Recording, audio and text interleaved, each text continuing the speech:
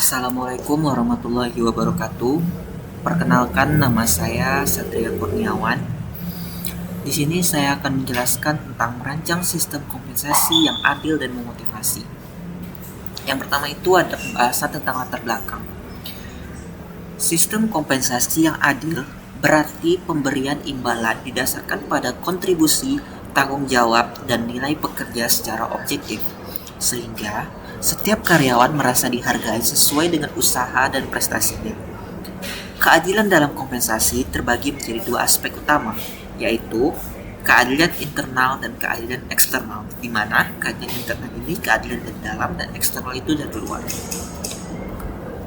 Selanjutnya itu ada definisi dan tujuan kompensasi psikologis.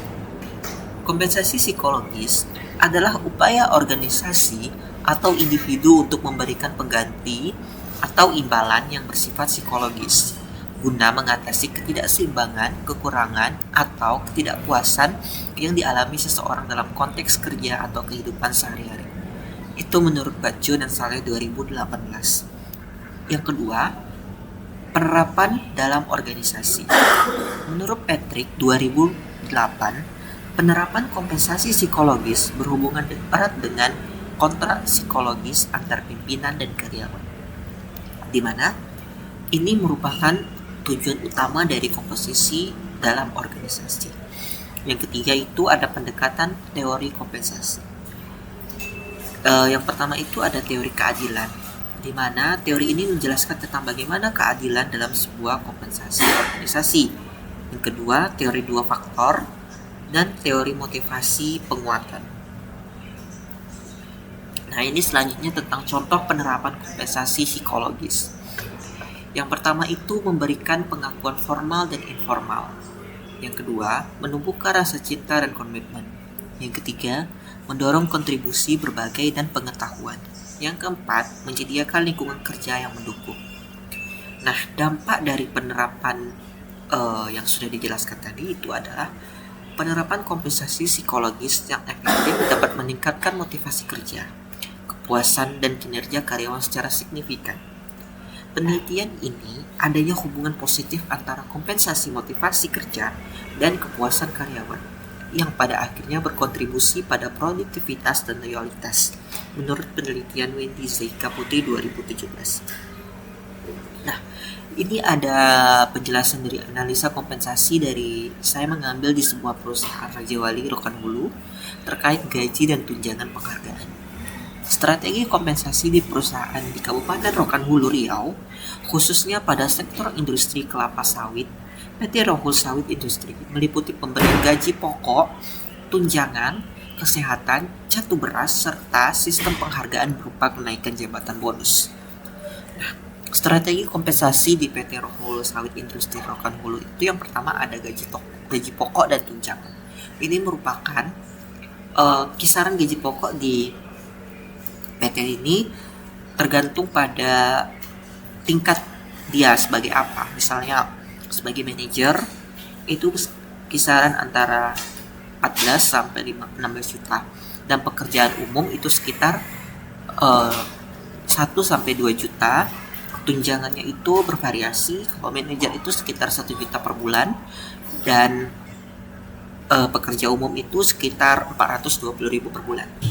Nah, yang kedua itu ada penghargaan dan reward, yang dimana ini merupakan komponen penting dalam kompensasi organisasi, dimana ini akan menjadi suatu tempat untuk meningkatkan loyalitas dari seorang pekerja buat perusahaan. Yang ketiga itu sistem punishment. Sistem punishment di perusahaan ini itu terbagi menjadi beberapa, tergantung dari tingkat kesalahan yang mereka buat. Apakah itu termasuk dalam tingkat kesalahan yang besar ataupun tidak. Yang kedua itu ada evaluasi kewajaran keadilan distributif dan prosedural. Nah, keadilan distributif itu menurut Prayogi 2019, keadilan distributif itu berfokus pada persepsi karyawan terhadap pembagian hasil atau imbalan yang adil dalam organisasi seperti gaji, bonus, promosi, dan beban kerja. Dalam konteks perusahaan Raja Wali Rokan Hulu ini, evaluasi kewajaran keadilan distributif dapat dilakukan dengan mengkaji apakah distributif sumber daya dan imbalan sudah profesional dengan kontribusi dan tanggung jawab karyawan. Nah, selanjutnya itu ada keadilan prosedural.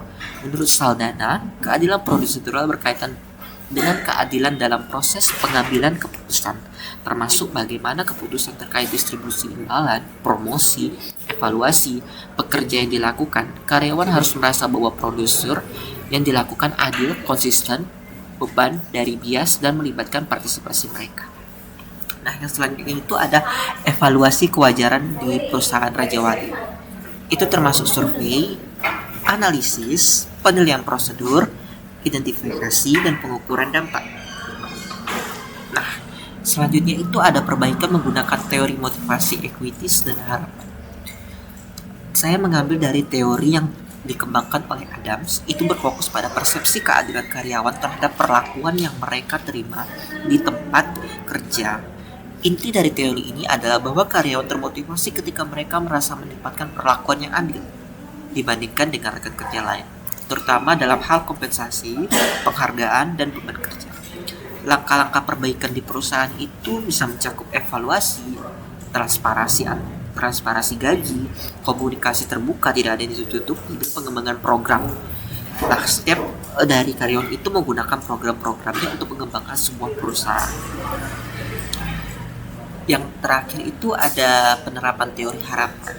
Teori harapan dibukakan oleh Victor Hamborn menyatakan bahwa motivasi karyawan bergantung pada harapan bahwa usaha yang mereka lakukan akan menghasilkan kinerja yang baik, yang kemudian akan mendapatkan imbalan yang diinginkan. Nah, dari teori ini memiliki 3 komponen utama. Yang pertama, harapan, instrumental, dan valensi. Selanjutnya itu ada desain struktur kompensasi yang direvisi dengan justifikasi. Kompensasi merupakan salah satu faktor penting yang mempengaruhi kepuasan kerja dan motivasi karyawan. Studi ini menunjukkan bahwa pembagian gaji yang tidak adil dapat mempengaruhi kepuasan kerja karyawan.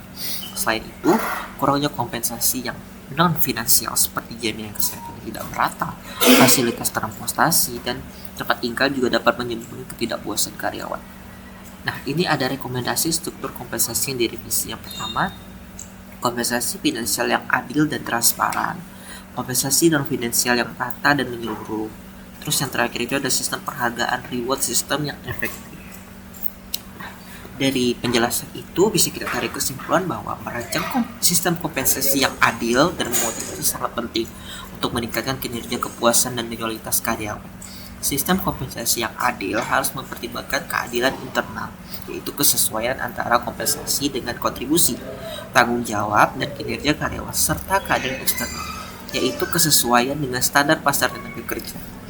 Nah, ketika kompensasi itu sudah diberikan secara adil dan transparan, karyawan akan merasa dihargai, termotivasi untuk meningkatkan kinerja, dan cenderung bertahan lebih lama di sebuah perusahaan itu. Sebaliknya, ketidakadilan atau pemberian kompensasi yang tidak didasarkan pada prestasi dapat menurunkan motivasi dan menimbulkan ketidakpuasan.